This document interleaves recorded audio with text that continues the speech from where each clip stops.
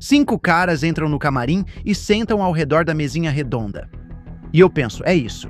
Essa é a conversa. São só esses 5 caras, Bitcoin ou Ethereum. E então, finalmente, um deles diz, então, Alasca ou Nova Zelândia, onde eles devem construir o bunker caso aconteça o evento. E se as pessoas mais ricas do mundo souberem de algo que o resto de nós não sabe? Bilionários estão comprando propriedades remotas, executivos de tecnologia constroem bunkers subterrâneos, ilhas particulares e planejam rotas de fuga numa obsessão dos ultra-ricos por sobreviver ao chamado evento. Nosso convidado de hoje entende tudo sobre o que as elites planejam e como tentam sobreviver, pois pediram conselhos a ele. Sim, este é Douglas Rushkoff, professor e autor de A Sobrevivência dos Mais Ricos. Douglas relata ter sido levado de avião ao deserto para encontrar investidores bilionários que não queriam ganhar mais dinheiro. Eles queriam saber como se proteger quando tudo desmoronar. Será que essas pessoas são apenas ricos excêntricos com tempo e dinheiro de sobra? Ou será que algumas das figuras mais poderosas do mundo estão silenciosamente se preparando para desastres climáticos, colapso econômico, migração em massa e agitação social? Se você se interessa por bunkers de bilionários, o futuro da IA, planos de fuga da elite e o que acontece quando as pessoas no topo começam a se preparar para desaparecer da vista do público e o que pessoas comuns como você e eu podem fazer a respeito, confira. Bem, este é o episódio para você. Sente-se, relaxe e seja bem-vindo ao acampamento.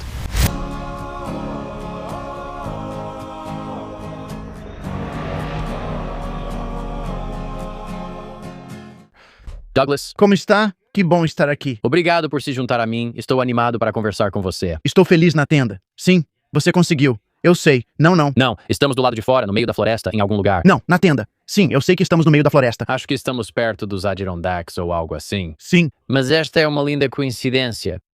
Não só porque sou seu grande fã. Ouvi você no programa do Danny Jones, que foi brilhante, e achei o tema muito divertido. Quero falar sobre o livro Sobrevivência dos Mais Ricos. Além disso, os fãs e ouvintes deste programa já conhecem bem meu amigo Christos. bom. E você e Christos se conhecem? Sim, nós nos conhecemos. Isso é uma coisa linda. Tipo, Christos falou isso pra mim e disse, olha, um dos meus professores é um cara brilhante. Ele escreveu vários livros que realmente têm a ver com o que estamos fazendo aqui no acampamento. E além disso, ele acabou de participar do programa do Danny. E eu fiquei tipo, o quê? Exatamente. Meu plano deu certo, por isso virei professor. Para ele se tornar meu aluno e depois me colocar num programa desses? Sim, no fim, tudo deu certo. É estranho. Não, eu coordeno esse programa de mestrado na CUNY, Universidade da Cidade de Nova York, no Queens College, em estudos de mídia. E estudos de mídia é basicamente o tipo de coisa de que você fala, sabe? Dissecar o mundo. Porque o que não é mídia? Tudo é mídia. Hoje em dia, Sim. E mesmo antes disso, quero dizer, tudo é um meio para as interações culturais humanas. Certo. Agora, como era Douglas como professor? Ele é brilhante e inteligente demais pra mim. Sério? É, mas você ainda passou. Só por um fio. e agora olha para o analógico. Ele, na verdade, era meio que por um fio, de certa forma. Não na aula. Na aula foi ótimo. Mas havia uma certa preocupação quando você estava fazendo a tese, porque ele estava fazendo a tese basicamente sobre podcasts, e um pouco sobre a cultura dos manos, podcasts e essas coisas.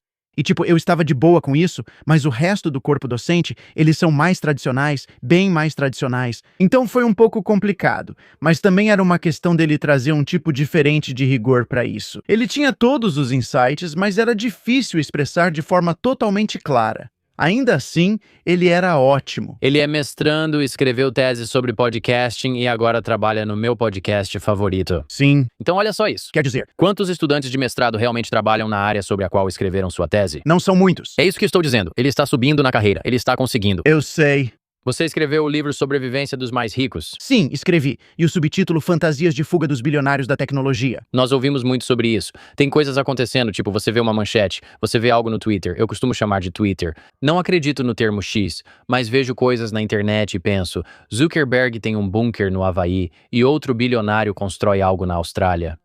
E esse outro cara, quero dizer, agora vemos que Ivanka tem uma ilha na Albânia e tem esses vários sinais de que as pessoas mais ricas estão construindo esses refúgios. E talvez o pensamento mais comum, menos cético, seja tipo, é claro, pessoas ricas gostam de ter refúgios. Eles sempre gostaram de ter um lugar para passar o verão, como nos Hamptons ou Nantucket, mas isso é diferente. Certo, eles não tinham torretas armadas nem coisas assim. Estamos vendo coisas como bunkers subterrâneos, estoques de comida e, sabe, coisas que podem ser embaladas. Cai mais no universo dos survivalistas e no velho clichê das conspirações. E este livro, ao que parece, foi baseado em um evento onde você foi convidado a conversar com algumas das pessoas mais ricas, poderosas e influentes do mundo, e nas conversas que você teve lá. Você pode contar ao público como foi essa experiência e quem eram essas pessoas? Sim. Quer dizer, eu escrevi vários livros sobre mídia, tecnologia, sociedade e coisas assim, e as pessoas ricas meio que me veem como um futurista, sabe? Mas eu realmente não sou. Na verdade, eu sou apenas um presentista, mas as pessoas geralmente só percebem o que está acontecendo 5 anos depois que já aconteceu. Então, elas acham que eu era o futuro, mas na verdade é o presente. Mas então, eu escrevo sobre todas essas coisas. E às vezes eu sou convidado, mesmo sendo um anarquista esquisitão, cabeça psicodélica de baixo para cima, seja lá o que for.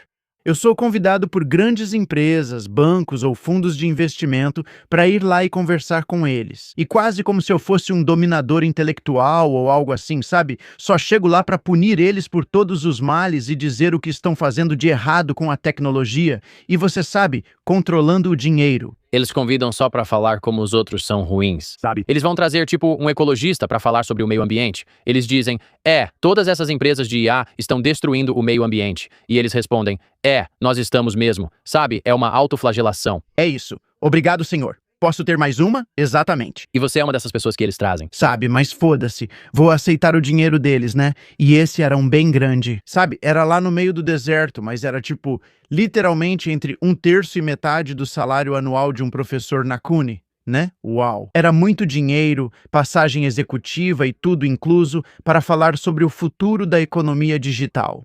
Só uma palestra para vários banqueiros. Então, sabe, eu escrevi a palestra no avião. Quero dizer, eu já tenho esse material, já está comigo, certo? É quase como suas piadas. Eu só faço esses 6 tópicos nessa ordem e isso dá 27 minutos exatamente. Então eu chego e desembarco nesse aeroporto lá, vamos dizer, perto de um daqueles estados da região do Grand Canyon. E entro nessa limusine por literalmente tipo 2 horas e meia dirigindo até lá. Penso, que banqueiros ricos iriam para um lugar tão longe e ainda ficariam lá sentados? Eles não fazem isso. Mas quando passamos pela última colina, vejo uns jatinhos tipo G5 pousando numa pista privada. Pensei, caramba, é isso mesmo. E vou para esse resort gigante. Eu ganho tipo uma cabana só minha, com uma banheira de hidromassagem de pedra ao ar livre. E eu não vejo mais ninguém por lá. No dia seguinte, me buscam num carrinho de golfe para a palestra. Estou na sala de espera me preparando. E normalmente, quando você está na sala de espera, vem um cara com um microfone de lapela para prender em você e tal. Em vez disso, 5 caras entram e se sentam ao redor de uma mesa redonda na sala de espera. E eu pensei, é isso, essa é a conversa, são só esses 5 caras. E eu fiquei tipo, o que está acontecendo? Vocês querem que eu faça minha palestra para vocês? E eles disseram, não, a gente só quer conversar mesmo. E aí eles começam a fazer aquelas perguntas, sim, acho que o tipo de perguntas que eu normalmente receberia, tipo, realidade virtual ou realidade aumentada? Tipo, onde eles deveriam investir o dinheiro deles? Sabe, todas essas perguntas binárias, tipo Bitcoin ou Ethereum. E aí, finalmente, um deles pergunta, então, Alasca ou Nova Zelândia? E é tipo, onde eles deveriam construir o bunker deles caso aconteça algum evento? Ou seja, o evento é a palavra que eles usam para isso, tipo desastre nuclear, instabilidade econômica, revolução, mudança climática, pandemia ou algo assim, o lugar para onde eles deveriam ir. Eu penso, sou só um teórico da mídia, não faço ideia de onde colocar isso. Aqui vocês realmente constroem? Podem fazer bunkers nesses lugares. Eles dizem que sim. Então pergunto, e a água e o solo fértil? E você sabe, e esse cara me mostra esses planos que ele tem para esse bunker. É um bunker subterrâneo e tem uma piscina aquecida e tudo mais. E eu fico, ok, sabe, tem alguém na minha rua que tem uma piscina aquecida. E o verão inteiro ficam chegando vans com peças de reposição para o filtro. E aí eu fico pensando, como é que você vai conseguir peças de reposição para os filtros da sua... E ele começa a anotar no seu caderninho Moleskine, tipo, peças de reposição para, sabe, piscina aquecida. E aí eu comecei a perguntar pra eles, tipo, como é que vocês vão proteger o bunker de vocês do resto de nós? Sabe quando a gente vier? E eles dizem, não se preocupe, a gente tem Navy SEALs na descagem rápida, já esperando perto dos helicópteros agora mesmo. Eles estão prontos e preparados. Eles vão ligar pra eles e vir buscar a gente. Se você leu a história romana, a maior preocupação do César eram seus próprios guardas. Certo. Ei, como eu disse, Bem, como você controla seus Navy SEALs quando seu Bitcoin não vale mais nada? E você fica tipo, e eu digo, bem, sabe, o apocalipse acontece. Seu dinheiro não vale nada, você tem esses Navy SEALs lá dentro. E aí, quando eles começam a se atrapalhar basicamente com a inteligência de um fã de segunda categoria de The Walking Dead, em termos de planejamento de cenários. Aí um cara fala, bem, e se eu for o único que sabe a combinação do cadeado, do suprimento de comida? Parece que os Navy SEALs não têm experiência em obter informações. Vai passar o apocalipse todo sendo torturado com afogamento simulado por causa disso? Ou alguém sugeriu, podemos ter chips. Todo mundo vai ter que ter um chip que vai dar permissão para vários lugares. E também pode ser usado para dar choque, tipo aquelas coleiras de choque. Então, Navy SEALs, Army Rangers, eles simplesmente adoram. Eles simplesmente adoram, eles vão arrancar esse negócio e te matar, porra, te matar. Então eles ficaram, quer dizer, eu deixei eles meio que, espero que em dúvida se isso iria funcionar. Mas, sabe, o que isso me fez perceber foi que essas eram as pessoas mais ricas e poderosas com quem eu já estive. E isso foi no começo. Isso foi em 2018. Agora, esses caras, só pra ilustrar, você já conhecia eles antes deles entrarem na sala? Eu já tinha ouvido falar de um deles, mas não, eles não eram do nível do Musk. Porque eu até perguntei pra eles, por que vocês estão construindo isso? Por que vocês não vão simplesmente nas suas naves espaciais? Porque eles eram bilionários, sabe? Por que vocês não vão simplesmente nas suas naves espaciais? Um deles falou, não somos bilionários desse nível, mas sim de segunda linha. O máximo que conseguimos é um assento no avião do Branson. Ou no negócio dele, mas não conseguimos construir o nosso. Isso já é ultra. O patrimônio líquido médio desses 5 com quem você conversa? De 1 a 5 bilhões.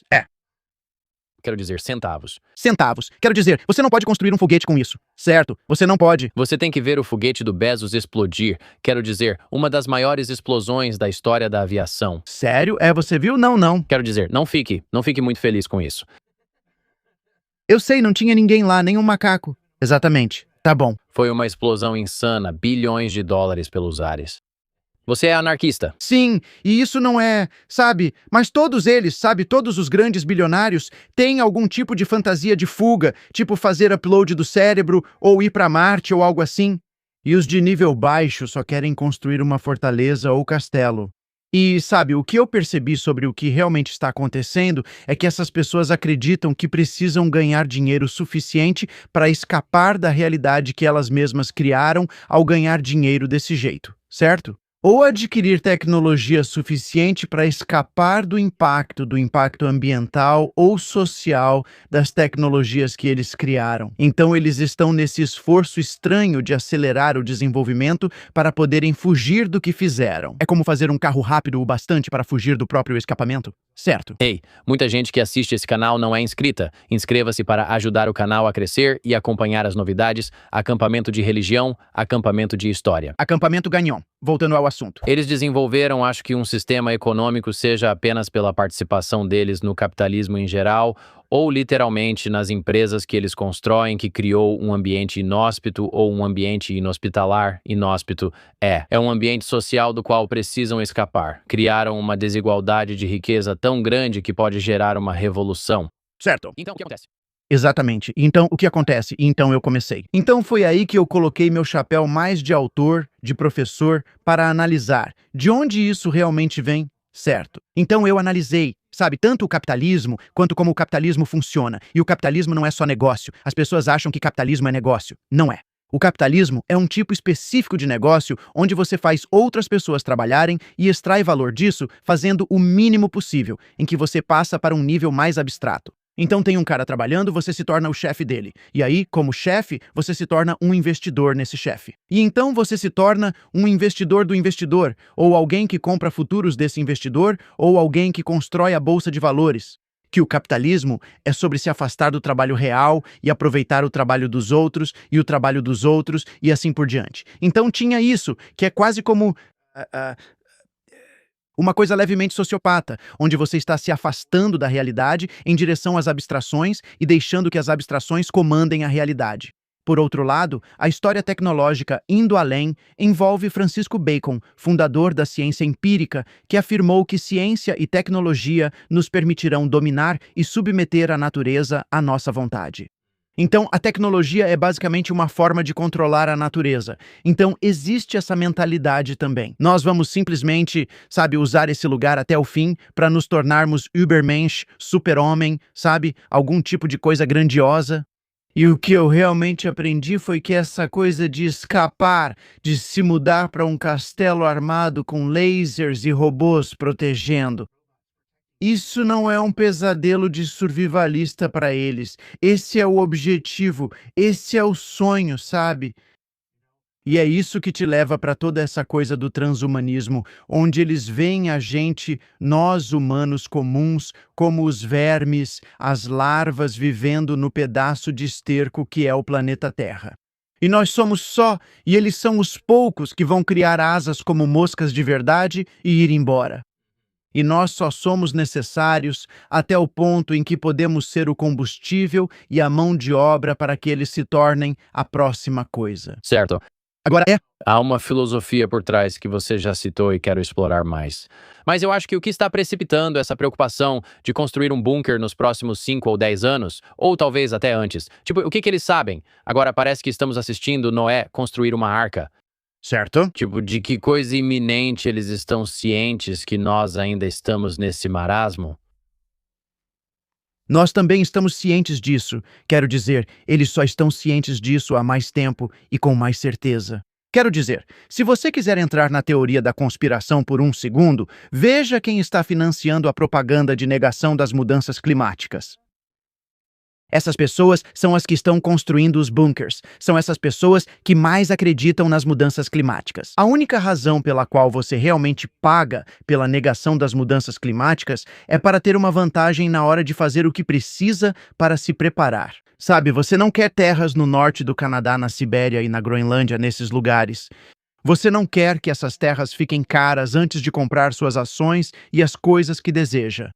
Eles estão se posicionando para isso. O que acham que está acontecendo? O clima é um deles.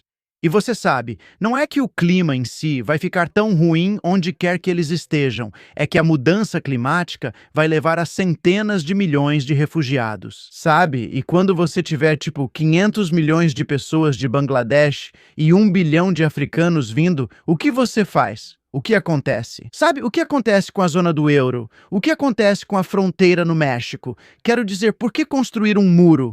É realmente para parar alguns, sabe, cartéis de drogas ou fentanil? Ou é uma preparação para uma migração em massa do sul global, se for para isso que serve? Acredito que muitos veem as mudanças ecológicas e climáticas apenas como aumento do nível da água nas costas, mas é algo bem mais amplo. É a migração humana que, no fim das contas, é a preocupação mais ampla quando se trata de mudança climática. Exatamente. Mesmo se você olhar, então mesmo se não for onde você está em Ohio ou Buffalo, embora vai ser. Quero dizer, tem isso também. A outra grande coisa que eles entendem é que o esquema de pirâmide do capitalismo ocidental vai entrar em colapso, certo? Novamente, não estou dizendo que todo negócio é esquema de pirâmide, mas também existe um esquema de pirâmide. Eles construíram um esquema de pirâmide em cima do comércio real que fazemos. Quero dizer, e eles não sabem o que finalmente vai ser o ponto de virada.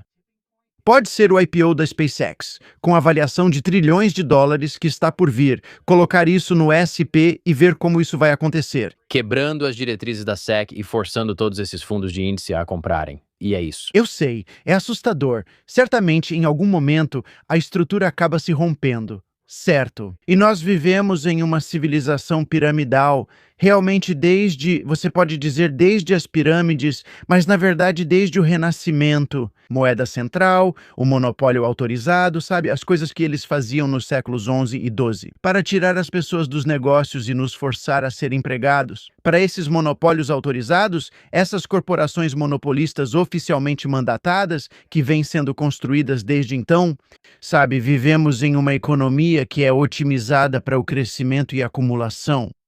A ideia é acumular para não ficar na base da pirâmide, onde há pobreza e miséria. O objetivo é subir e se proteger. Porém, o topo ficou sobrecarregado com um excedente de elites. Existe isso, eu sei que falamos sobre divisão de riqueza, mas há bilionários demais para serem sustentados por isso. Sabe, eles têm 90% da riqueza e está tudo lá no topo desse negócio. Então a pirâmide vai desabar e eles sabem disso.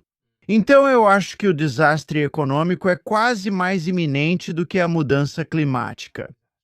Quero dizer, de novo, não quero colocar a conversa como se o capitalismo fosse por si só uma marcha fúnebre que vai destruir tudo. Acho que existem. Tem que haver equilíbrio. Exatamente. Outras coisas. Você não pode ter uma economia inteira baseada só em investimento. Você também precisa, de alguma forma, recompensar as pessoas e empresas que estão criando valor. Certo. Você não pode extrair 90% do valor e esperar que a empresa funcione. Esse é, eu acho, no problema mais amplo. Parece que muitos dos limites impostos ao capitalismo em geral, porque, de novo, eu não acho que nenhum sistema econômico seja perfeito. Acredito que o capitalismo funciona bem em muitos aspectos e nos proporcionou uma vida confortável e conveniente. E que funciona especialmente bem em economias em crescimento, quando você está saindo do nada e alcançando riqueza. Quando você alcança prosperidade, quer mantê-la em certo momento. Quero dizer, nada na natureza cresce exponencialmente para sempre, exceto o câncer, e ele mata seu hospedeiro. Certo. Como você alcança um equilíbrio sustentável? Como ser como uma floresta? Mesmo que por pouco tempo? Podemos apenas respirar, curtir e festejar? Ou é preciso sempre crescer? Certo. E parece que nos Estados Unidos, nos últimos, 150 anos, na verdade, desde a época da Revolução Industrial, você tem uma economia em crescimento que, em sua essência, precisa continuar crescendo. Certo. Estamos em uma economia de produção, fabricando e desenvolvendo muito. A desigualdade de riqueza não é tão ampla. Há um período de prosperidade nos Estados Unidos, seguido pela Segunda Guerra Mundial, que gera outro boom econômico. Mas então parece que por volta dos anos 60 ou 70, talvez na época do Reagan, ou até mesmo nos anos 80, parece que chegamos a um limite de produção. E agora criamos uma economia de consumo, onde todos nós precisamos consumir e precisamos continuar consumindo para sustentar a economia chinesa que está produzindo coisas, para assim sustentar a nossa própria economia. E como resultado, estamos todos existindo apenas para consumir. E eu ouvi uma frase ótima de que o consumo, nessas economias de consumo, é a perfeição da escravidão. Porque nunca precisamos nos revoltar. Certo. Como quando os escravos ou um servo por dívida trabalham o dia inteiro, recebem quase nada e só têm onde morar e restos para comer. Eventualmente você fica tão irritado e uma resistência começa a crescer que no fim você vai se revoltar. Mas se você é apaziguado com TVs grandes, e talvez você compre um carro novo, faz um leasing de um veículo novo, sabe, um carro caro, e você só trabalha para comprar coisas para impressionar pessoas com quem você não se importa e continua nesse nível de tipo crescimento econômico medíocre. Certo. Você nunca vai realmente enfrentar, acho que os senhores que estão acumulando toda essa riqueza às suas custas. Isso é interessante, até a história tecnológica pode ser vista assim. Sabe, quando eu era criança e antes disso, tipo nos anos 40, 50, 60, a forma como justificávamos toda a tecnologia era o progresso. Nós vamos fazer essas coisas. Hoje, justificamos a tecnologia pela conveniência. Certo. Sabe? É como se facilitasse o seu consumo, a sua escolha de coisas, porque esse é o nosso principal trabalho agora, ser um consumidor. O principal motivo para trabalhar é ter dinheiro e consumir. Após o 11 de setembro, Bush disse, continuem comprando, essa é a nova forma de patriotismo. E claro, sem entrar muito nos cálculos, o motivo pelo qual precisamos consumir é que temos um sistema monetário baseado em emprestar dinheiro para as pessoas e elas têm que pagar de volta com juros. É assim que qualquer um consegue dinheiro para qualquer coisa, é assim que ele é produzido. Antes do Renascimento, nos séculos XI e XII, havia moedas que funcionavam como fichas de pôquer, expiravam no fim do dia e não podiam ser guardadas, servindo apenas para trocas imediatas. Existem outras formas, não precisamos entrar nisso agora, mas existem outras maneiras de lidar com o dinheiro. Mas os ricos odiavam que os pobres estavam ficando ricos usando todos esses tipos de notas promissórias e dinheiro, ficando menos dependentes dos ricos. Então eles tornaram isso ilegal. Eles matavam qualquer um que usasse moeda local e diziam, você tem que pegar emprestado a moeda do reino, sabe? Com o rosto do rei nela e com juros. Se todos precisam devolver mais do que pegaram emprestado, a economia precisa crescer. Ela precisa crescer para continuar viva. É assim que funciona. Então, se você precisa crescer, tem que ter pessoas. Quero dizer, antigamente era fácil. Você simplesmente ia para a América, escravizava as pessoas, pegava o açúcar delas, ia para a África, você podia crescer fisicamente. Mas quando chegamos ao limite da expansão pelo mundo, sabe, no final da Segunda Guerra Mundial, e fizemos coisas como Bretton Woods e essas conferências, nós atrelamos tudo ao dólar. Precisamos criar uma classe consumidora que comprasse mais a cada ano, até não conseguirmos consumir tudo. Agora há depósitos de armazenamento por toda parte. Você não consegue consumir, e não são coisas de que você precisa. Então agora você precisa de uma indústria de publicidade para convencer as pessoas de que elas precisam de coisas que de outra forma não iriam querer. Elas poderiam estar transando, certo? Elas poderiam estar, sabe, brincando e tal, mas é tipo, não, você precisa disso, você precisa daquilo. Então agora chegamos ao auge, e esse é mais um exemplo. Chegamos ao auge da nossa capacidade de consumir. E estamos tentando criar a classe média. Quero dizer, estamos tentando tirar todo o dinheiro das pessoas para poder consumir. Eu estava pensando nisso. Se quer mesmo mexer com a mente das pessoas, a IA vai tirar todos os empregos, certo? Supondo que isso seja verdade, ela tiraria nossos empregos. A IA pode virar a nova classe consumidora. Como? Do que as IAs precisam? As IAs, para funcionar, precisam de energia. Elas precisam de dados, elas precisam de poder de processamento. Como elas vão conseguir isso? Bem, se você tem agentes de IA autônomos espalhados pela internet, trabalhando para pessoas e empresas que precisam de IA, e elas estão sendo pagas em dados, processamento e eletricidade de que precisam para funcionar. Se você já é um bilionário desconectado dos seres humanos, qual é a diferença entre ter um monte de humanos trabalhando para você e comprando de você e um monte de IAs trabalhando para você? Nenhuma. Na verdade, não há diferença. Então, você só compete com outros bilionários pelo negócio de IAs, preferindo isso a lidar com pessoas que poderiam se revoltar ou ficar insatisfeitas. Interessante. É estranho. Então, na visão deles, eles poderiam viver sem a gente. E o que eles prefeririam fazer? Teriam que manter uma população humana com renda básica universal ou algo assim e torcer para que esses seres humanos de carne e osso não acabem se revoltando? Não, você só precisa de um monte de IAs, exércitos de robôs e garotas adolescentes, certo? Certo? Como eles se livram da gente? Como isso funciona? Se livrar das vacinas. Não se preocupe em eliminar o que fazíamos para conter o Ebola na África. Pare de financiar isso. Apenas deixe acontecer. Seguir seu curso naturalmente. E Acho que se você vai deixar conseguir uma ilha na Albânia com um monte de exércitos de droides. permitir que o meio ambiente recupere aos poucos o que foi retirado dele. Quer dizer, o lance é que, no fim das contas, não funciona, né? Não funciona. É o sonho molhado de um sociopata. Mas no fim das contas, não funciona. Nós somos um só. Eles não conseguem controlar o suficiente das coisas que a natureza faz. Sabe, as doenças, as mudanças, o lençol freático, o sistema climático, a síndrome de Kessler, você sabe sobre isso? Todos os pedaços dos satélites no espaço se soltando. Existem variáveis demais desconhecidas conhecidas. Existem tantos conhecidos até. Você nem precisa se preocupar com os desconhecidos conhecidos. E nós, seres humanos, animais e plantas, somos engenhosos. Eu acho que, eventualmente, nós, há mundo real suficiente controlado por nós, que é meio que em certo ponto, um grande contrato agrícola na terra que você está cultivando pode significar menos, em certo momento, do que as pessoas que estão nela. Os caras não falam muito sobre envelhecer, mas você percebe, a energia cai e a recuperação na academia demora mais. Você faz os mesmos treinos, se alimenta bem, mas não tem os mesmos resultados. E por um tempo, eu só pensei, tudo bem, estou envelhecendo. Mas para os homens, a testosterona pode diminuir naturalmente já a partir dos 30 anos, e quando isso acontece, pode afetar a energia, os músculos, a recuperação, o foco e a forma como seu corpo armazena gordura. E é por isso que comecei a tomar Mars for Men. Uso há meses e notei energia constante, treinos melhores, recuperação superior e mais foco no verão. Mars for Men é só um suplemento natural, sem hormônios sintéticos ou estimulantes, com ingredientes como Tonkat Ali, Shilajit, zinco, boro e outros para apoiar níveis saudáveis de testosterona. Fabricado nos Estados Unidos, cada lote é testado por terceiros e possui garantia de devolução em 90 dias. Por tempo limitado, ouvintes deste programa ganham 50% de desconto vitalício, frete grátis e 3 brindes em homensvalparamarte.com. Isso mesmo, homensvalparamarte.com. Depois de comprar, diga que Mark e Chris do acampamento te indicaram. Isso ajuda. Agora vamos voltar ao programa.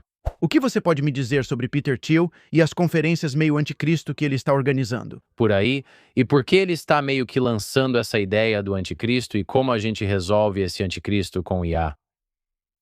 Quero dizer, a maneira mais fácil de entender isso é que ele escreveu um livro chamado De 0 a 1. E, na superfície, ele está dizendo que você tem que estar uma ordem de magnitude acima de todo mundo. Então, ir do 0 a 1 é como se houvesse um monte de empresas, .com online tentando vender, empurrar seus produtos. Você quer subir de nível.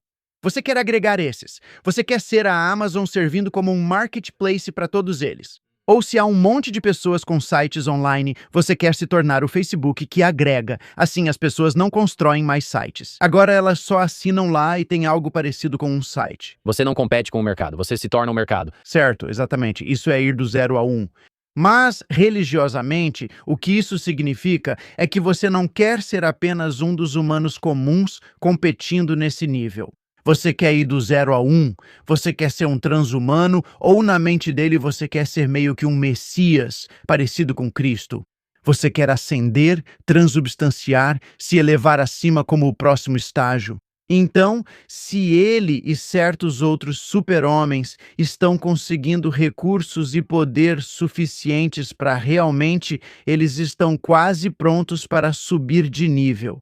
E aí você tem esses socialistas de ajuda mútua, guerreiros da justiça social, como Greta Thunberg ou alguém dizendo, não, você tem que compartilhar um pouco da sua riqueza com os outros.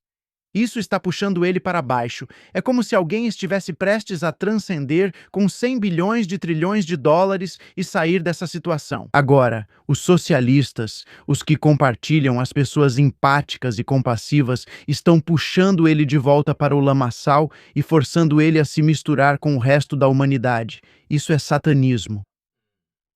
Esse é o demônio puxando aquele que está se elevando acima da crisálida da matéria para a pura consciência divina.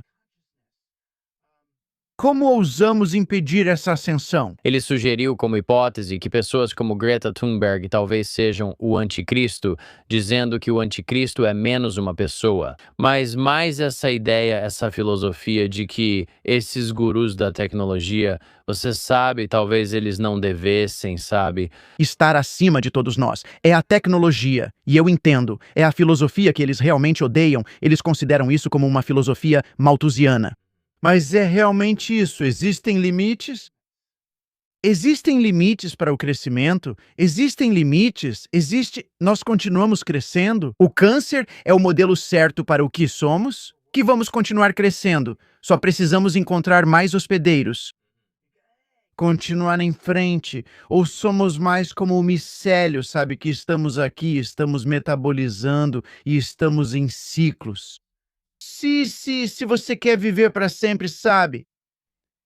E de certa forma, até mesmo entrando em Cristo como você, se você chegar a evoluir para Cristo. Ter consciência neste corpo é tão bom quanto fazer upload da mente para a nuvem. Mas a fantasia é pegar a mente deles exatamente como ela é agora, travá-la e arquivá-la no Dropbox do céu, sabe? E conseguir fazer isso.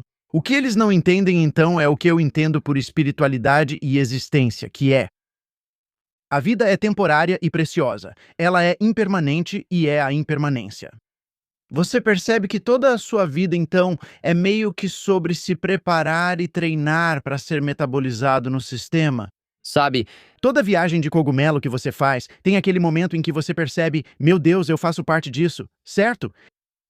essa unidade compartilhada e essa consciência da qual todos nós estamos participando já está acontecendo agora. Sim. Mas para muitas dessas pessoas parece que não, isso é um advento futuro que vamos trazer com a tecnologia. Certo. Ou é algo do qual vou escapar com a tecnologia. Eles não gostam da sensação de fazer parte do todo, especialmente o feminino. É aquela coisa da deusa cogumelo feminina. Estou sendo metabolizado por essa coisa. Quero dizer, até mesmo aquela sua grande imagem da Virgem Maria, que é a Virgem Maria como uma vagina, meio que, sabe, é esse renascimento, certo? No renascimento é tipo, eu não quero renascer, eu já nasci, eu vou ficar aqui. Então eles estão resistindo ao que para mim é a experiência mais prazerosa, mais cheia de êxtase, que é o retorno. Interessante. É ser um com isso? Para a maioria de nós, depois de uma viagem de cogumelo, você tem essa experiência de unidade e isso inspira tanta empatia e alegria. Porque isso dissolve seu ego e mostra que toda aquela besteira não era nada. Você fala para alguém como Peter Thiel, mas não conheço sua filosofia pessoal. Nem o conheci, então não sei o que ele sente. Mas eu me pergunto se você dissesse para ele, tipo, olha, na verdade todos nós estamos conectados e eu sou você e você é eu, e todos nós existimos neste lugar juntos, estamos aqui para aproveitar e para ajudar outras pessoas. Se fosse ele, diria, não sou você. Olhe para si mesmo. Olhe para você. Você é um hippie de cabelo comprido. Não quero ser você. Certo. Ou se todos fazemos parte disso, sim. E eu estou no comando? É difícil conciliar os dois. Não existe hierarquia, mas ele diz: trabalhei a vida toda para ser melhor que você. E você vai me dizer que não é assim? É, exatamente. O que eu quero fazer é mostrar para esses caras a porra do microbioma intestinal deles. Sabe, você é um teórico da informação, certo? Bem, tem mais informação no seu microbioma intestinal do que no resto do seu corpo todo junto. Tem muito mais coisa acontecendo ali. Você pode ser apenas um veículo, um portador dessa inteligência. Talvez sua atração por certas mulheres seja seu microbioma intestinal querendo se misturar ao delas e te incentivando a isso. Isso cria um romance na sua mente e te faz pensar que está atraído por essa garota bonita? Exatamente. Não, são sua flora intestinal tentando transar com outra garota. Certo. É. Também não me surpreende que, sabe, muitas dessas pessoas, falando de forma geral de novo, são generalizações. Sejam um pouco antissociais, talvez estejam um pouco no espectro do autismo e de forma inadequada. Tratadas de forma inadequada. Sabe, não é tão automático porque, quero dizer, parece tão estranho, mas eu já tive experiências muito íntimas, compassivas, empáticas com pessoas autistas. Não é assim. É que o autismo pode tornar alguém mais vulnerável a certos tipos de sociopatia que estão embutidos nesse sistema, certo?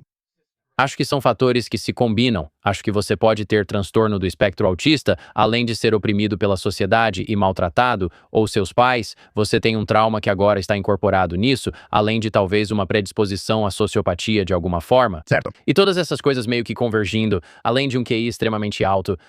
Não é nenhum mistério para mim que a experiência deles com a humanidade e o que eles acham que é um ser humano em sua essência, eu acho que está equivocada. Certo. Eles acham que é informação. Eles acham que se colocarem o DNA em Marte já é suficiente. Exatamente. Exatamente. Então, para eles, a humanidade, na verdade, são pontos de dados e que os humanos são racionais e que a melhor versão da humanidade é um ser racional. E isso vai direto para a questão do mercado também, porque todo esse tipo de capitalismo do qual estamos falando, onde não existe sociedade, é o que Margaret Thatcher disse. Só existe essa lógica de mercado baseada na teoria do agente racional, o que leva ao pior tipo de capitalismo. Certo. Quando, na realidade, eu, como ser humano, sou simultaneamente minha mente racional e, você sabe, o que eu acredito ser meu livre-arbítrio e minha capacidade de certa forma, observar a realidade. Mas também é, ao mesmo tempo, meu impulso emocional primitivo, meu desejo por sexo, minha irracionalidade, minhas compulsões, é tudo isso junto. E parece que a agenda transhumanista que eu quero que você defina daqui a pouco é essa ideia de que não é só um deles, é apenas o seu ser racional, puramente. É puramente você operando como um autômato, de certa forma. E que a versão principal da humanidade é que todos nós somos meio que robôs. E é como, não, talvez você só esteja predisposto a isso por causa da sua experiência de vida, mas a plenitude da humanidade é, na verdade, bastante irracional. E isso também é bonito. Acho que isso acaba se perdendo um pouco. Agora, estou curioso. Você pode explicar o que é transhumanismo para quem nunca ouviu esse termo? De certa forma, todos nós somos transhumanistas. O transhumanismo, em sua essência, é basicamente a capacidade humana de nos modificarmos para, na maioria dos casos, sobreviver melhor. Até óculos escuros na cabeça, agora você pode sair e fazer coisas. Você filtrou a luz para os seus olhos de uma forma melhor do que seus próprios olhos sabem filtrar. Quero dizer, suas pupilas sabem como ficar pequenas, mas elas só conseguem ficar até um certo ponto antes de, enfim. Isso é como, olha essa modificação, ou a coroa nos seus dentes, ou aparelho nos seus, sabe? Todas essas coisas são Formas de modificação corporal. Sabe, você pode até dizer que antibióticos são transhumanismo porque agora você aumentou sua capacidade de matar bactérias. O lado negativo do transhumanismo é que são invenções que criamos em um período muito curto de tempo, em vez de modificações que evoluíram cuidadosamente ao longo do tempo. Elas tendem a ser simplificadas demais, certo? Então você dá antibióticos para alguém com uma infecção bacteriana e acaba matando algumas das outras bactérias que essa pessoa precisa. Você destrói a flora intestinal deles. Certo, E isso acaba criando uma série de outros problemas. certo. Você avalia os prós e contras. Evitar a infecção urinária é melhor do que prejudicar a flora intestinal por meses. Certo, mas se você continuar fazendo essas coisas meio que por si só, e se você está fazendo transhumanismo em combinação com esse mandato de crescimento, sabe, eu vou fazer mais.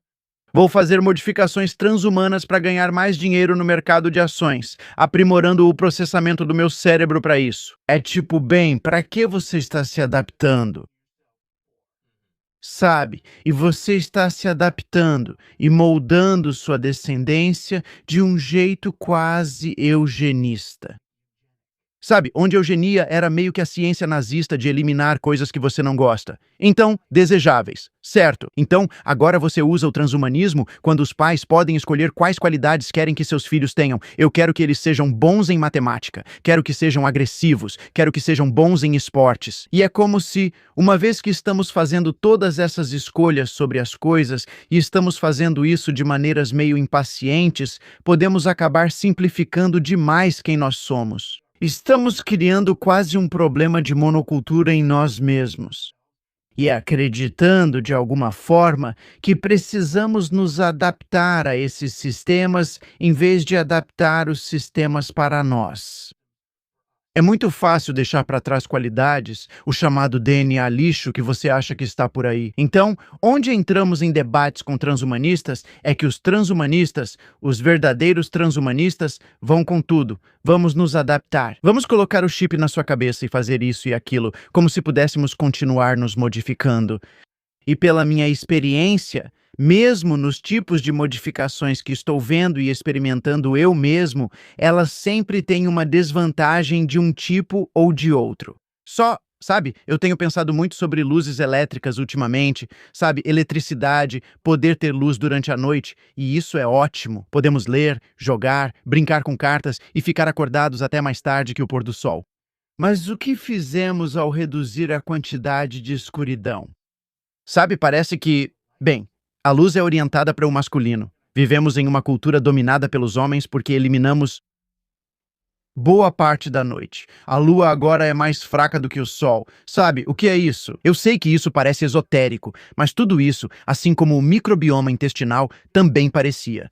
As pessoas só perceberam que era real há 5 ou 10 anos. Então, essa coisa do transhumanismo, a implicação é que nós deveríamos impor a vontade humana sobre o próprio ser humano. E claro, a vontade humana sobre o ser humano, mas saiba o que você quer. Se é que existe saber o que você quer, Certo? essa é minha preocupação com o transhumanismo. Você explicou bem. Parece que estamos derrubando cercas sem saber por que existem. A evolução fez um trabalho incrível Eu acho. ao criar, de modo geral, sociedades e estruturas que funcionam bem para os seres humanos. E então, todas essas invenções tecnológicas meio que desafiam essa ordem natural. E isso remonta até a agricultura, por exemplo. E eu sei que as pessoas vão dizer algo como: o que você quer dizer? A agricultura é ótima, podemos cultivar, podemos fazer todas essas coisas. Mas por causa disso, construímos sociedades que estão um pouco fora da ordem natural, da forma como os seres humanos viveram durante a maior parte do tempo. Que os seres humanos durante a maior parte do antropoceno eram basicamente pequenos grupos, meio que, sabe, seminômades e, em geral, com bastante tempo livre, E vivendo, de certa forma, em harmonia com a natureza, o que, claro, também tinha seus próprios lados negativos. Se eu tivesse a opção de voltar 50 mil anos para viver como um humano daquela época, não sei se eu aceitaria. Faria isso por estar acostumado às conveniências modernas. mas também depende de onde. Sim. Claro, tipo um lugar com frutas nas árvores e tal, né? Mas também é assim. Eu realmente acho que é mais ou menos assim que os humanos têm sido na maior parte do tempo. Nem vou dizer que é como deveríamos ser. Não, A maior parte do organismo humano, da mente, da psicologia e tudo mais, está basicamente adaptada a esse modo de vida que tivemos por centenas de milhares de anos. E estamos avançando tão rapidamente para uma era que é completamente desconhecida. E como resultado, quero dizer, mesmo voltando para, você sabe, as sociedades agrárias onde começamos a cultivar e de repente começamos a ter pragas e doenças, quero dizer todas essas coisas. Nós ficamos menores. Sabe, nós ficamos assim que começamos a cultivar, as pessoas ficaram menores, certo? Por que isso aconteceu? Exato. Isso gera doenças e estruturas sociais onde reis e monarcas passam a comandar centenas de milhares em vez de apenas 200 ou 300 pessoas. E como isso afeta a nossa mente? Ou nossos cérebros sequer estão acostumados a monitorar isso? Sabe? O comportamento de milhões de pessoas. Certo. E agora criamos esse paradigma que é um pouco complicado. E se cada pessoa, no caso da edição genética, que parece ficção científica, mas está aqui e disponível, que os seres humanos podem implantar um embrião que já vem com cor dos olhos definida, com diferentes atributos físicos. Obviamente, o gênero já é desenvolvido há 25 anos. 30 anos eles nunca vão se parecer com você. Espero que não. Espero que não, pelo bem deles. Mas é uma pergunta interessante, porque se cada pessoa pode escolher o que quer, a sociedade funciona melhor quando todo mundo escolhe o que quer. Ou eu acho que, quando você olha para o micro, todo mundo quer que seu filho seja competitivo. Eles querem que seu filho seja teimoso até certo ponto e saiba se defender. É isso que você quer para ele? Mas isso é o melhor para a sociedade? Até recentemente, na China, todos queriam ter meninos, enquanto americanos adotavam meninas chinesas. Agora, há muitos homens lá sem mulheres. Tudo bem. Isso gerou um problema social real. É? E então, se todos nós estamos desenvolvendo crianças exatamente do jeito que queremos que elas sejam para nós, no micro, qual é o custo para a sociedade como um todo? De novo, isso é uma extensão do seu ego, né? Sabe? Eu sei o que é melhor. Certo. Não é evolução ou Deus, seja lá o que isso signifique para você existencialmente. Eu sei o que quero para o meu filho. Quando eu penso em um nível evolutivo, tipo no nível humano, receber algo com o qual você tem que lidar é bom para os seres humanos. Tipo, receber uma criança que talvez seja, sabe, mais passiva do que você, certo? Isso é útil para você como ser humano. Acredito que isso, no geral, beneficia a sociedade. Mas então também, Tipo, em um nível espiritual, como uma pessoa que acredita em Deus, eu fico tipo, acho que confio na ordem de Deus para as coisas. O quê? bem, aí você entra na parte mais complicada, sabe? E eu já tive esses debates com geneticistas, essa mulher que trabalha no Instituto Crick. Ela disse assim: bem, se sua esposa estivesse grávida de um bebê com síndrome de Down ou paralisia cerebral, sabe, você não interromperia essa gravidez? Não. E eu fiquei tipo, não sei se eu faria isso. Eu conheço algumas crianças com síndrome de Down que eu amo pra caramba, sabe? E tem uma coisa, e aí, sabe, eles vão achar que isso é papo de maluco, né? Mas, sabe, a sabedoria de uma pessoa que está experimentando a realidade desse jeito, tem coisas pra aprender ali, sabe? Mas não, você não quer a dor de ninguém, sabe? Mas é tipo, sempre parece que essa é a solução. Então eu me lembro que tinham essas sinagogas que estavam me pedindo. Eles estavam tentando debater a questão de se é aceitável que pessoas idosas façam o Shabat virtualmente, participem do Shabat pelo Zoom como forma de frequentar a sinagoga. Ou se isso é ruim, porque, sabe, eles estão usando eletricidade e tal. E eu digo, não, o problema não é eles usarem eletricidade e violarem o Shabat. É que eles estão negando a um jovem a oportunidade de ir até lá e buscá-los. Sabe, a mitzvah desse serviço, o que eles recebem na meia hora em que estão com aquela pessoa levando-a até lá, é toda a razão de existir o serviço de Shabat na sinagoga em primeiro lugar. Sabe, e isso é o mais difícil. E isso, de novo, é a conveniência. Continue usando essa palavra, conveniência. Conveniência não é boa. Sabe, é conveniente, mas nem sempre é bom. Sim, acho que o nome dele é Christopher Ryan. Ele escreveu Civilizados até a Morte, um livro que gosto muito. E é um livro de antropologia mais popular que, claro, algumas pessoas criticaram, mas eu gosto muito dele.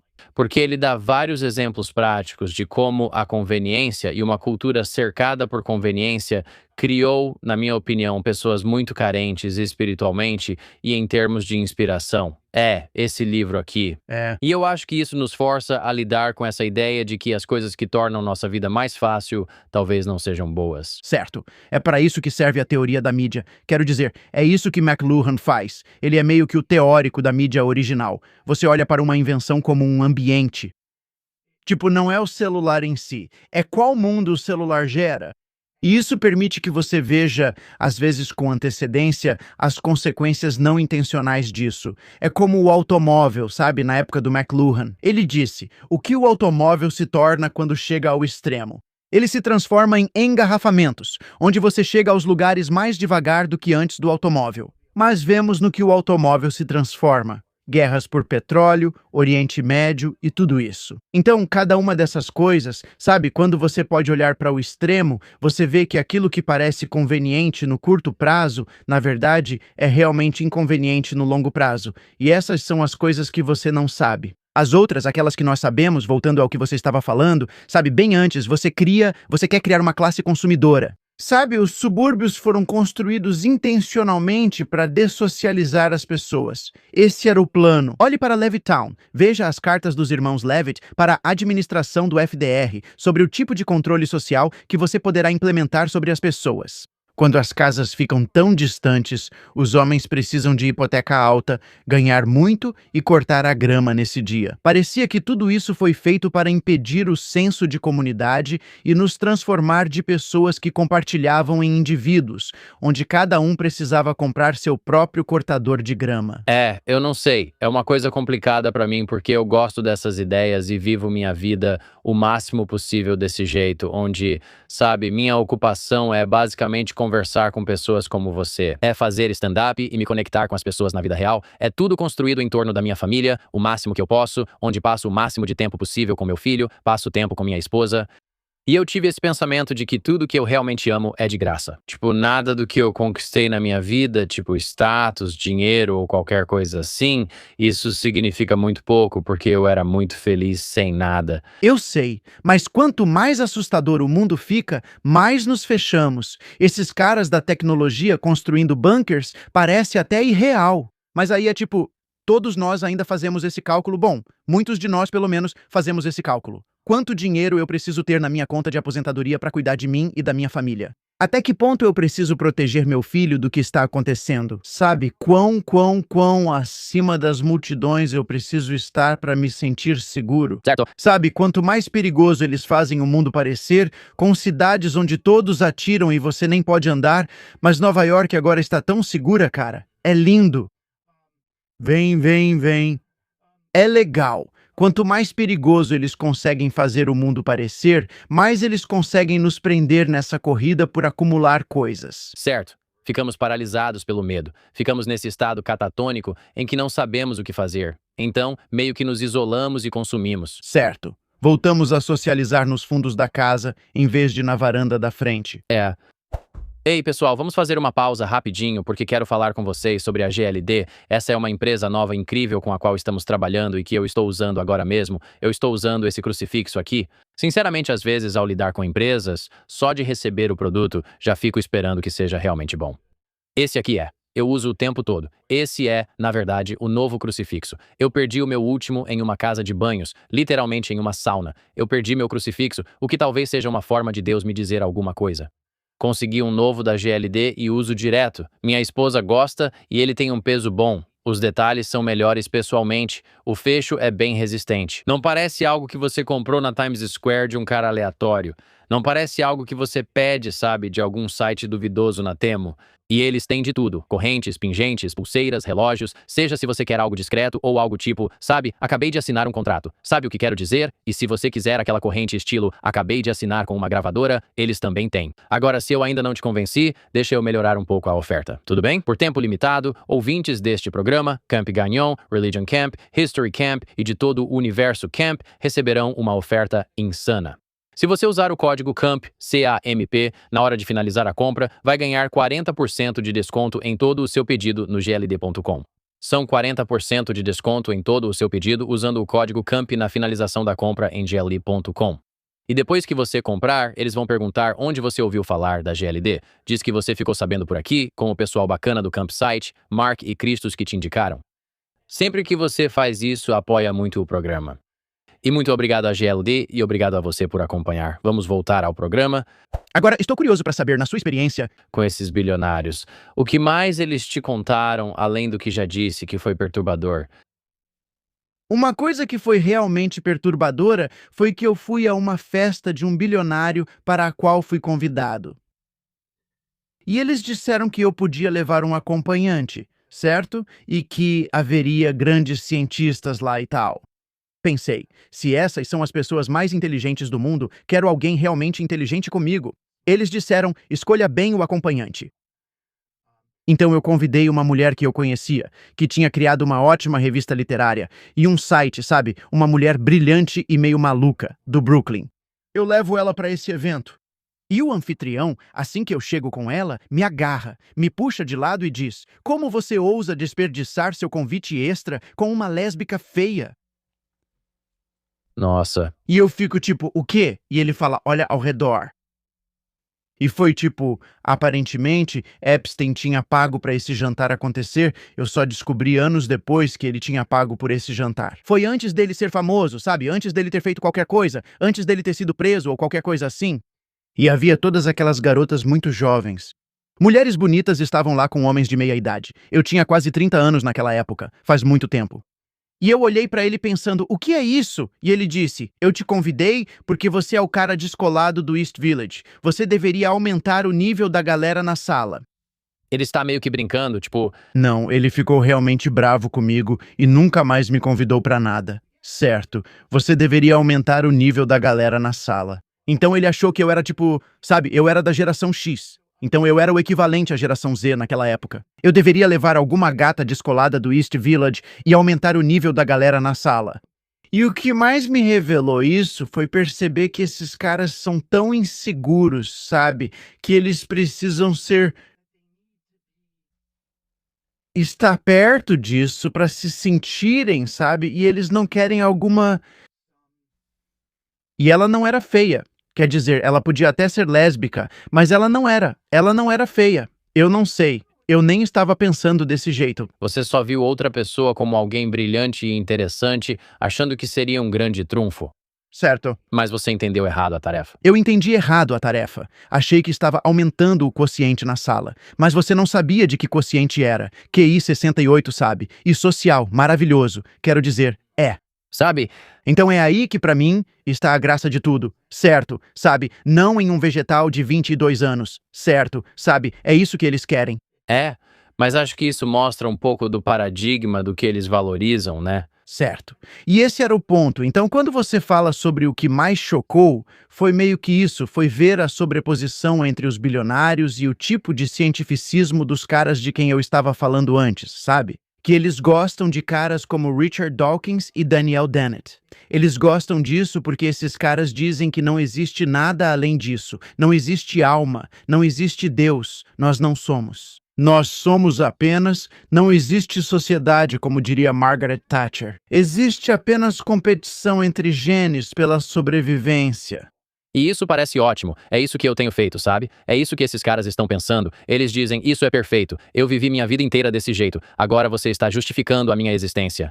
Se você vier até mim e disser, tipo, na verdade existe um criador e você foi feito para um propósito e está aqui para servir outras pessoas. E nós, na verdade, estamos todos conectados de uma forma abstrata que não entendemos. Isso é algo meio imensurável até agora.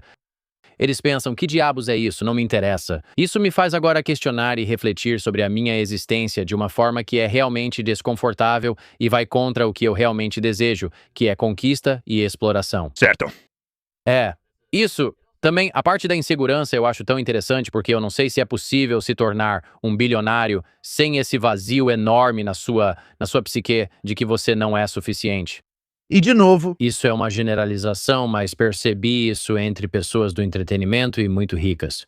Seja essa insatisfação com o relacionamento com a mãe, ou quer dizer, Não é nenhum mistério pra mim que, tipo, Bezos e Steve Jobs, que eu consigo lembrar, tiveram uma infância um pouco turbulenta. Meu Deus. E Musk apanhava e tudo mais, sabe? Foi ruim. E é tipo, ok, você talvez tenha uma predisposição para uma sociopatia competitiva, além desse trauma que está enraizado desde seus primeiros anos. Quero dizer, Steve Jobs, eu acho, não conhecia o pai e ficou meio que no meio termo, e aí nunca soube realmente quem era o pai dele, e tinha isso e tudo mais. Além de um sistema econômico e social que recompensa as tendências mais sociopatas.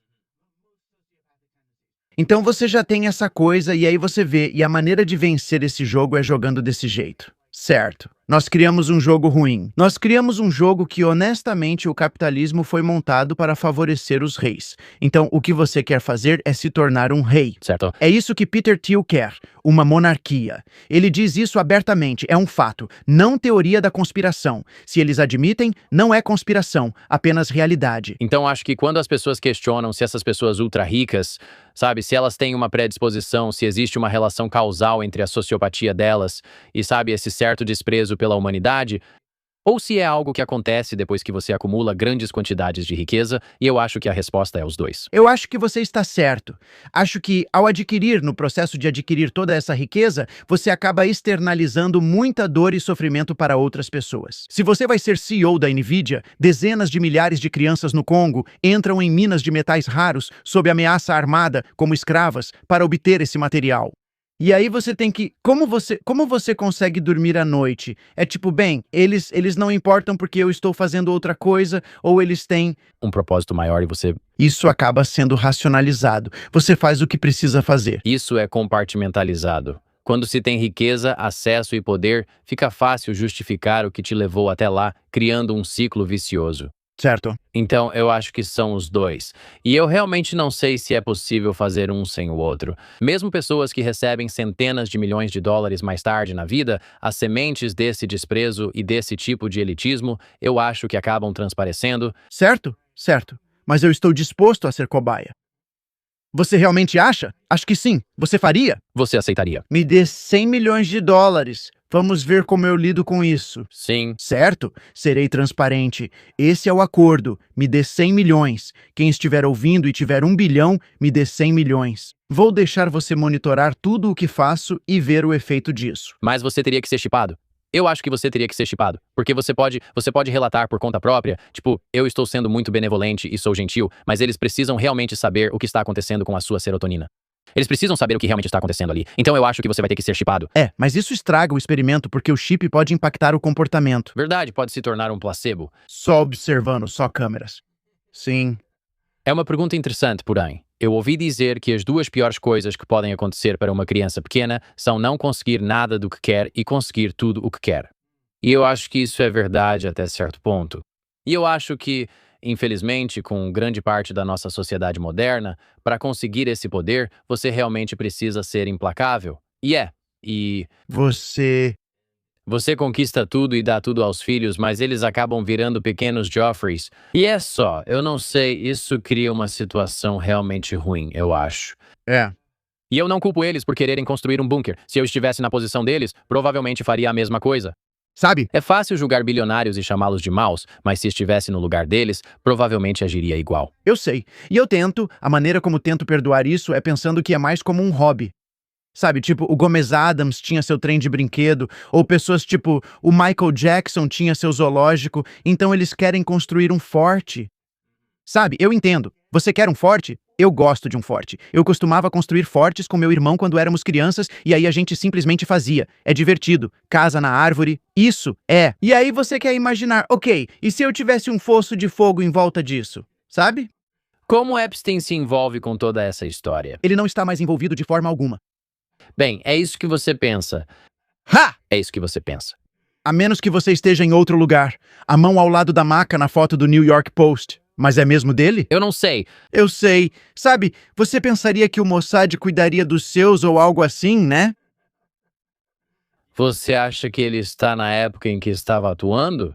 Você acha que ele demonstrava algo em relação a isso? Tipo, parecia que todo mundo queria algo dele, especialmente a elite? Digo, até vendo a correspondência dele com Elon, perguntando, tipo, posso ir para a sua ilha? Acho que era tipo, podemos sair juntos? Acho que o que eles gostavam, e isso foi o que aprendi naquela festa, acho que o que eles realmente gostavam era de uma estrutura de permissão que tornava aceitável conseguir,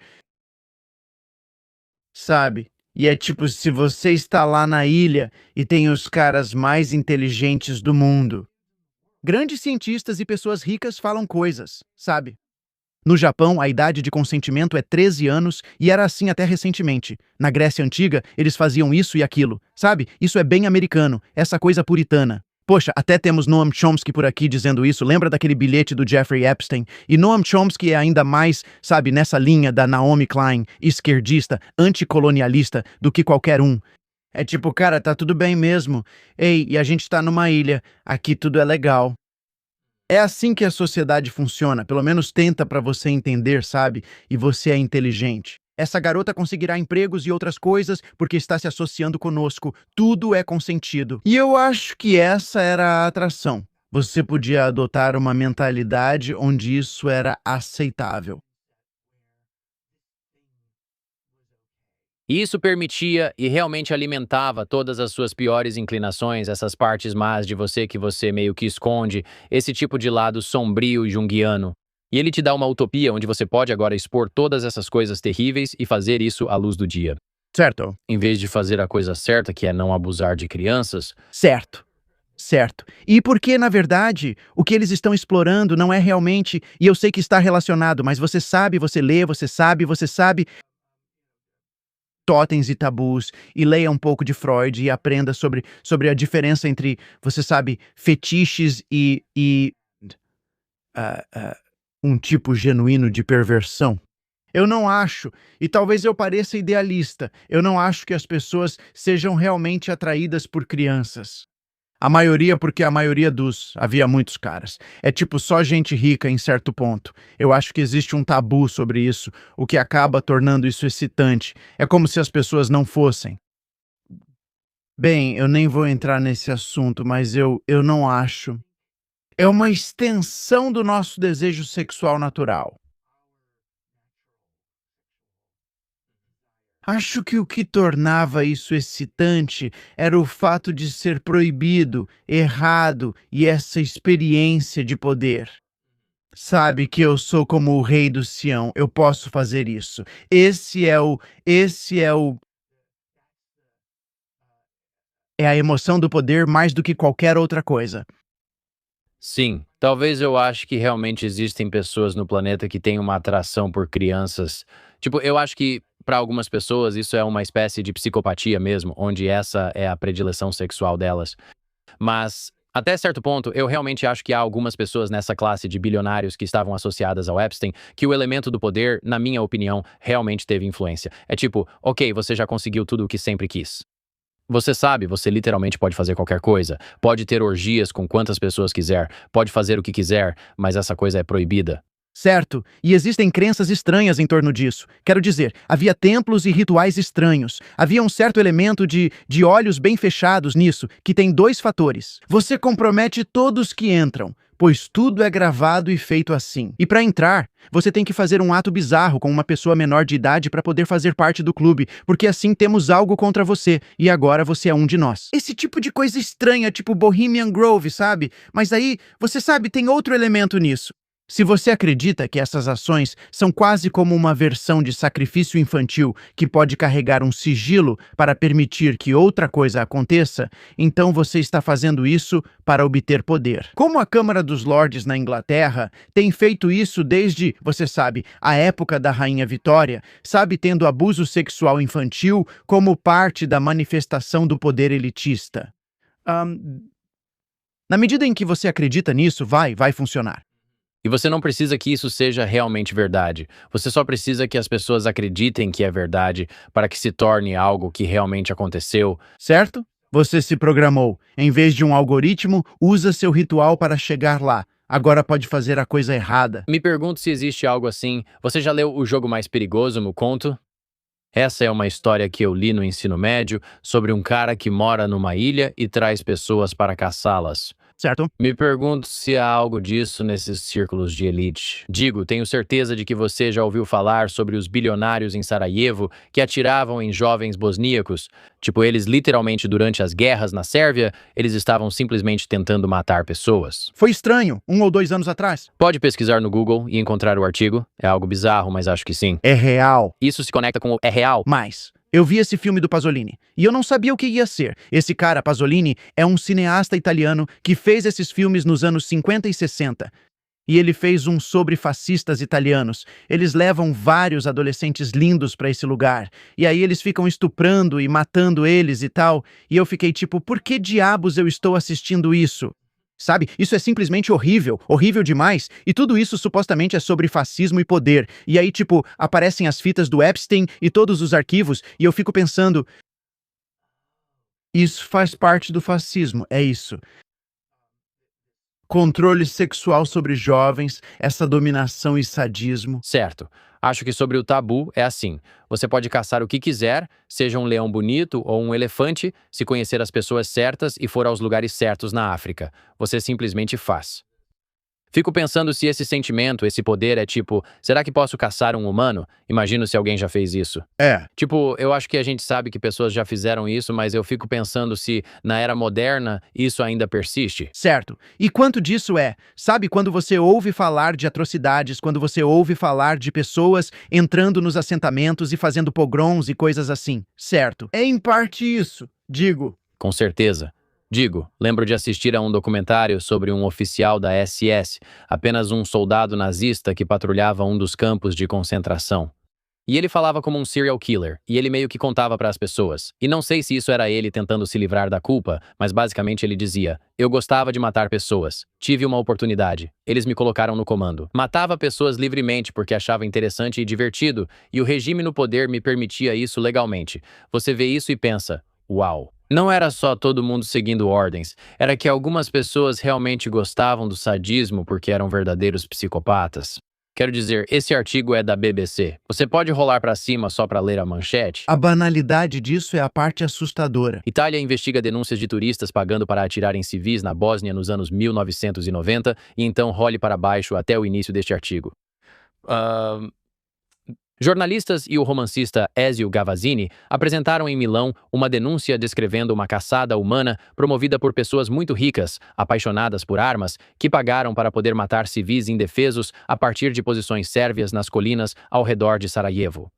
Alguns relatos dizem que havia tarifas distintas para matar homens, mulheres e crianças. Mais de 11 mil pessoas morreram no cerco de 4 anos em Sarajevo. Certo. Não sei qual foi a conclusão. Talvez isso faça parte das teorias da conspiração. Alegações. Mas sim, quero dizer, não é bizarro. Não é difícil para mim compreender. Se você consegue acreditar que Epstein e seu grupo basicamente existiam para brutalizar meninas jovens com o propósito de experimentar esse poder, então a ideia de matar seres humanos por dinheiro. Consigo ver isso como uma possibilidade real. Esse é basicamente o limite do que conversamos até agora. Já ouvi aquela frase de que tudo é sobre sexo, exceto o sexo. Sexo é sobre poder. Não sei se conhece essa frase. Mas, tipo, É verdade, esse desejo de poder e de expandir a janela de Overton sobre que tipo de poder você pode exercer sobre outros seres humanos. e existem maneiras muito mais saudáveis de brincar com essas emoções. Tipo, eu tinha ouvido falar, eu estava em um centro de retiro. Eu estava fazendo um workshop psicodélico nesse lugar. E eu perguntei, o que mais vocês já fizeram aqui? O administrador disse que já fizeram festas de sexo o fim de semana todo. Eu falei, sério? Ele disse que sim, fizemos algo assim. Existem os dons, que são dominadores, e os subs, que são submissos. Sou novo nisso. Ele disse, sim, a gente fez essa coisa. Onde um sub corria para a floresta e então os dons iam caçar ele, tipo, caçavam o sub na floresta. E aí, sabe, traziam eles de volta, ou faziam o que quisessem, amarravam, faziam sexo com eles, faziam o que fosse o fetiche deles. E eu fiquei tipo, uau! E aí cada submisso ia para a floresta um de cada vez, e todos os dons iam atrás, mas era meio que, sabe aquele lance meio Yellow Jackets? E eu fiquei pensando, meu Deus, mas olha só, isso é doentio ou o quê? Eu diria que não. Eu diria que não, porque é totalmente consensual. Com certeza. E eles... Mas é que, em vez de ir para a Bósnia e atirar nas pessoas, certo? Vá a um evento de práticas sexuais seguras e entenda isso como um fetiche e não como assassinato. Claro, Sabe? E brinque com isso, brinque com isso. entendo essa visão. Acho que desafiaria. Eu não iria nisso, pessoalmente. Não é muito a minha praia. Eu desafiaria dizendo que eu identificaria esse sentimento dentro de você que é tão obcecado por conquista e dominação de outros seres humanos, que talvez possa ser resolvido sem precisar realmente colocar isso em prática, nem mesmo em um teatro. Acho que essa seria a minha objeção. Na verdade, são adultos consentindo em fazer essas coisas. Claro. O motivo pelo qual acho que somos fascinados por isso é que é uma forma ritualizada do que eles já estão fazendo conosco. Sabe, você não precisa do Pizzagate para saber que a gente já vive num maldito Pizzagate. Sério mesmo. Eles estão fudendo a gente no cu e dizendo que estão cuidando da gente como pais. Mas não estão. Eles estão fudendo a gente no cu. É isso. E então não somos assim. E não gostamos disso. Não somos pessoas que... não é consensual. Entendo o que você quer dizer. Sim, é isso. Digo, se fosse consensual... Quero dizer dominação financeira. Isso é algo, né? Até isso. O que significa vindicta? Exatamente. Descobrir algo totalmente novo. Você estaria experimentando desse jeito? Quero dizer, você disse que queria 100 milhões. Já fizeram esse tipo de experimento comigo e não respondi de forma favorável. Não, eu não vou ao meu caixa eletrônico. Bem, tem tanta coisa acontecendo aqui. Tem algo do livro Sobrevivência dos Mais Ricos que não abordamos e você considera importante? Mas eles têm que comprar. Você tem que comprar. Você tem que comprar. Pega na biblioteca. Tem que pegar. É tipo, se você não tiver a experiência de ouvir ou ler o livro, só ouvir falar dele não adianta. Onde as pessoas podem encontrar? Em qualquer lugar onde há livros, incrível, Sobrevivência dos Mais Ricos. Mas para quem ouve podcast, peguem a versão em áudio. Eu leio e fica divertido. Parece que estou lá. Eles estão com você. O que eu acho que as pessoas não conseguem perceber nisso é o quanto eles são engraçados. O propósito do livro era meio que engraçado. Escrevi numa época em que as pessoas ainda queriam imitar o Musk, quando aquela galera alternativa de direita estava surgindo. X, sabe? E eu estou chamando de X de propósito aqui.